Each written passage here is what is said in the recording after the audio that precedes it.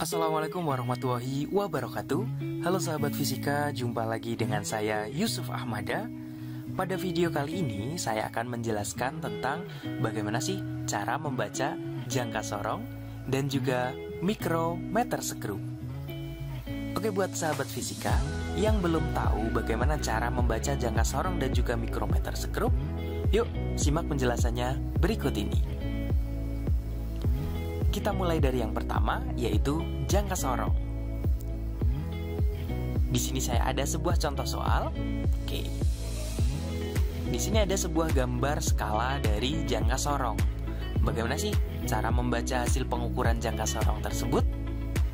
Yuk, simak penjelasannya. Jangka sorong mempunyai dua skala. Ada skala utama dan juga ada skala non-use.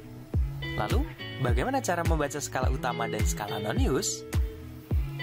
Cara membaca skala utama yang dibaca adalah skala sebelum angka 0 pada skala non-use. Oke, kita perhatikan di sini, ini adalah angka 0 pada skala non-use. Sedangkan skala utama adalah skala sebelum angka 0 pada skala non-use. Oke, jadi nilai skala utamanya adalah 2,2 cm. Lalu, bagaimana cara membaca skala non-use-nya? Skala non-use yang dibaca adalah skala yang tepat lurus dengan skala utama atau atasnya. Oke, kita lihat skala non-use-nya. Di sini, angka 0 dia tidak lurus dengan atasnya. 1 juga tidak lurus, 2 juga tidak lurus, 3 ya. 3 di sini dia lurus dengan atasnya. Jadi, skala non-use-nya dia lurus dengan skala utama di angka atau di skala 3. Jadi, skala non-use-nya berapa? Oke, skala non-use-nya bukan berarti 3 cm. Tetapi, skala non-use pasti nilainya lebih kecil dari skala utama. Di situ, skala utamanya 2,2 cm, ada satu angka di belakang koma. Nah, skala non-use itu nanti ada dua angka di belakang koma. Jadi kalau dia lurus di angka 3, maka kita menuliskannya adalah 0,03 cm. Jadi, hasil pengukuran dari jangka sorong ini adalah ya sama dengan skala utama ditambah dengan skala non-use. Atau sama dengan 2,2 ditambah 0,03 cm. Atau sama dengan 2,23 cm. Seperti itu. Cukup mudah bukan? Oke. Atau kita bisa menggunakan cara yang lebih mudah lagi. Caranya bagaimana? Kita lihat di sini. Skala utamanya adalah 2,2 cm. Skala non-use tepat lurus di angka 3. Jadi hasil pengukurannya adalah 2,2. Nah, 3-nya kita taruh di belakangnya. Jadi 2,23 cm. Cukup mudah bukan? Oke. Biar lebih paham, yuk kita lihat contoh soal yang lain. Oke. Di sini ada sebuah gambar skala jangka sorong. Bagaimana cara membaca skalanya? Sama dengan contoh soal yang tadi. Di sini dia ada dua skala, yaitu skala utama dan juga skala non-use. Kita ingat lagi bahwa skala utama yang dibaca adalah skala sebelum angka 0 pada skala non-use. Jadi pada gambar ini, skala sebelum angka 0 pada skala non-use adalah ya 4,2 cm. Sedangkan skala non-use-nya yang dibaca adalah skala yang tepat lurus dengan skala utama atau lurus dengan atasnya. Di sini, skala non-use yang tepat lurus dengan atasnya, ya dia lurus di angka 4. Jadi nilainya adalah 0,04 cm. Jadi hasil pengukuran dari jangka sorong ini adalah skala utama ditambah dengan skala non-use, atau 4,2 ditambah 0,04. Hasilnya sama dengan 4,24 cm. Wah, cukup mudah bukan? Oke sahabat fisika, kalau sudah paham dengan bagaimana sih cara membaca jangka sorong, yuk kita lanjut ke alat ukur berikutnya, yaitu mikrometer sekrup. Oke, di sini saya ada sebuah contoh skala pada mikrometer sekrup. Bagaimana sih cara membaca skala pada mikrometer sekrup?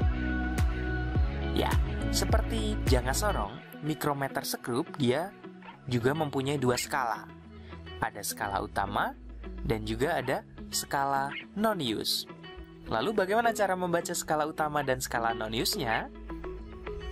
Cara membaca skala utama pada mikrometer sekrup yang dibaca adalah skala terakhir yang berhimpit dengan skala non-use.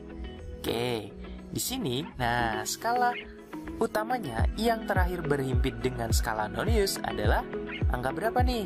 Oke, kalau ini 0, di sini ada 0, 1, 2, 3, 4, 5. Oke, jadi skala utamanya yang yang terakhir berhimpit dengan skala non-use adalah di angka 5. Jadi nilai skala utamanya adalah 5 mm. Sedangkan skala non-use yang dibaca adalah skala yang tepat lurus dengan sumbu utama. Loh, sumbu utamanya yang mana? Oke, ini adalah sumbu utama.